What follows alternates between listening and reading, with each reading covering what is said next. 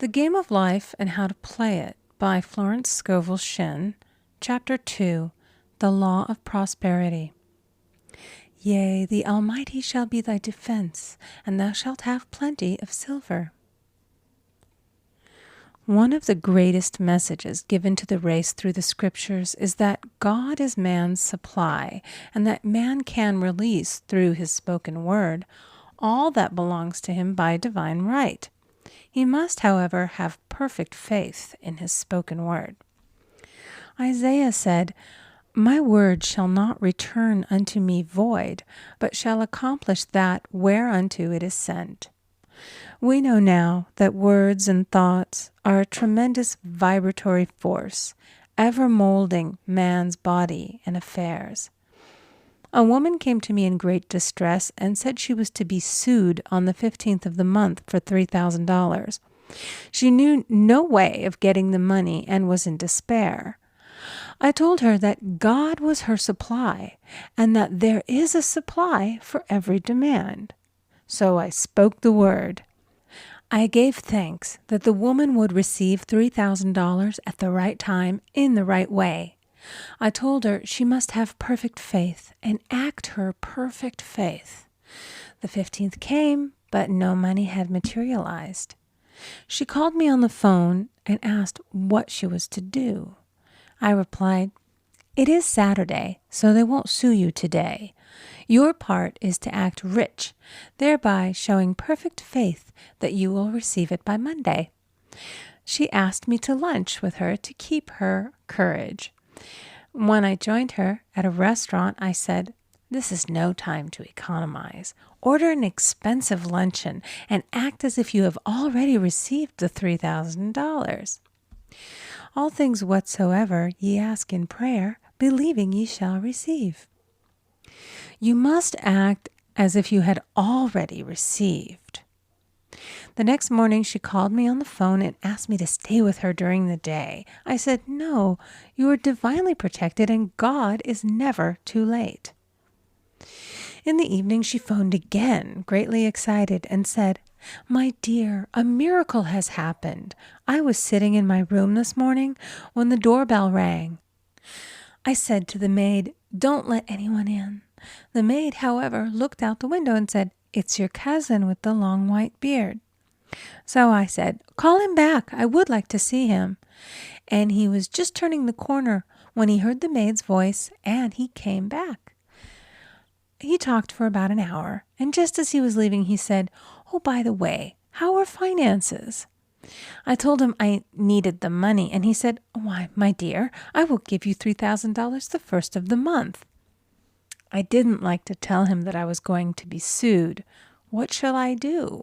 I won't receive it till the first of the month, and I must have it tomorrow. I said, 'I'll keep on treating.' I said, 'Spirit is never too late.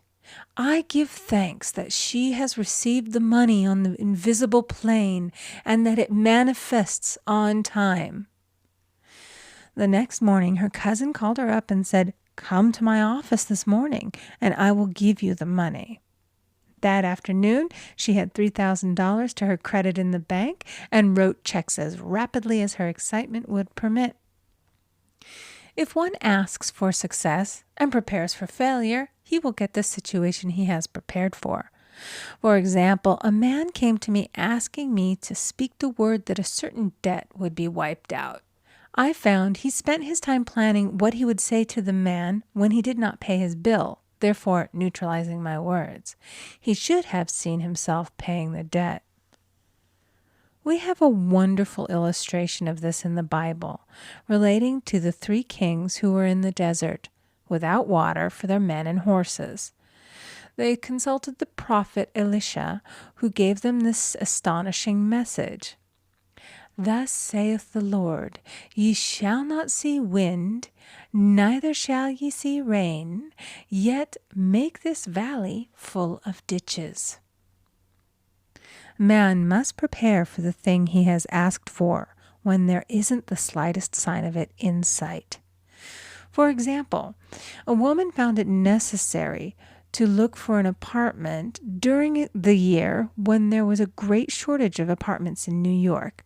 It was considered almost an impossibility, and her friends were sorry for her and said, "Isn't it too bad? You'll have to store your furniture and live in a hotel." She replied, "You needn't feel sorry for me. I'm a Superman, and I'll get an apartment." She spoke the words, "Infinite Spirit, open the way for the right apartment." She knew there was a supply for every demand and that she was unconditioned, working on the spiritual plane, and that one with God is a majority. She had contemplated buying new blankets when the tempter, the adverse thought or reasoning mind, suggested, "Don't buy the blankets. Perhaps, after all, you won't get an apartment and you will have no use for them." Promptly she replied to herself, "I'll dig my ditches by buying the blankets." So she prepared for the apartment, acted as though she already had it. She found one in a miraculous way, and it was given to her although there were over 200 other applicants. The blankets showed active faith. It is needless to say that the ditches dug by the 3 kings in the desert were filled to overflowing. Read 2 Kings. Getting into the spiritual swing of things is no easy matter for the average person. The adverse thoughts of doubt and fear surge from the subconscious. They are the army of the aliens, which must be put to flight. This explains why it is so often darkest before the dawn. A big demonstration is usually preceded by tormenting thoughts. Having made a statement of high spiritual truth, one challenges the old beliefs in the subconscious, and error is exposed to be put out. This is the time when one must make his affirmations of truth repeatedly and rejoice and give thanks that he has already received. "Before ye call, I shall answer." This means that every good and perfect gift is already man's, awaiting his recognition. Man can only receive what he sees himself receiving. The children of Israel were told that they could have all the land they could see. This is true of every man. He has only the land within his own mental vision. Every great work, every big accomplishment has been brought into manifestation through holding to the vision. And often, just before the big achievement, comes apparent failure and discouragement. The children of Israel, when they reached the promised land, were afraid to go in, for they said it was filled with giants who made them feel like grasshoppers.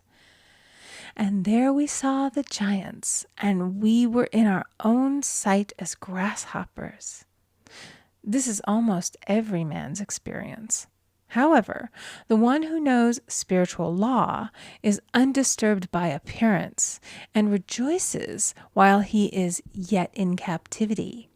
That is, he holds to his vision and gives thanks that the end is accomplished. He has received. Jesus Christ gave a wonderful example of this. He said to his disciples, "Say not ye, there are yet 4 months, and then cometh the harvest? Behold, I say unto you, lift up your eyes, and look on the fields, for they are ripe already to harvest." His clear vision pierced the world of matter, and he saw clearly the 4th-dimensional world, things as they really are, perfect and complete in divine mind. So man must ever hold the vision of his journey's end and demand the manifestation of that which he has already received. It may be his perfect health, love, supply, self-expression, home, or friends. They are all finished and perfect ideas registered in divine mind, man's own superconscious mind, and must come through him, not to him. For example, A man came to me asking for treatments for success. It was his imperative that he raise, within a certain time, $50,000 for his business. The time limit was almost up when he came to see me in despair. No one wanted to invest in his enterprise, and the bank had flatly refused a loan. I replied, "I suppose you lost your temper while at the bank, therefore your power. You can control any situation if you first control yourself." "Go back to the bank," I added, "and I will treat." My treatment was, "You are identified in love with the spirit of everyone connected with the bank. Let the divine idea come out of this situation." He replied, "Woman, you are talking about an impossibility. Tomorrow is Saturday. The bank closes at 12, and my train won't get me there until 10, and the time limit is up tomorrow, and anyway, they won't do it. It's too late." I replied, "God doesn't need any time and is never too late. With him, all things are possible."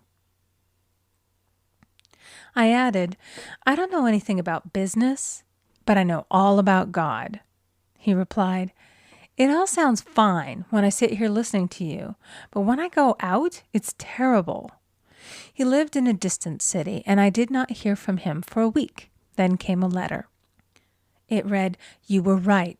I raised the money, and I will never again doubt the truth of all that you have told me." I saw him a few weeks later, and I said, "What happened? You evidently had plenty of time after all." He replied, "My train was late, and I got there just 15 minutes to 12. I walked into the bank quietly, and I said, 'I have come for the loan.' And they gave it to me without a question." It was the last 15 minutes of the time allotted to him, and Infinite Spirit was not too late. In this instance, the man could never have demonstrated alone. He needed someone to help him hold the vision. This is what one man can do for another. Jesus Christ knew the truth of this when he said, "If two of you shall agree on earth as touching anything that they shall ask, it shall be done for them of my Father which is in heaven." One gets too close to his own affairs and becomes doubtful and fearful. The friend or healer sees clearly the success, health, or prosperity and never wavers because he is not close to the situation. It is much easier to demonstrate for someone else than for oneself, so a person should not hesitate to ask for help if he feels himself wavering. A keen observer of life once said, "No man can fail if some one person sees him successful." Such is the power of the vision, and many a great man has owed his success to a wife or a sister or a friend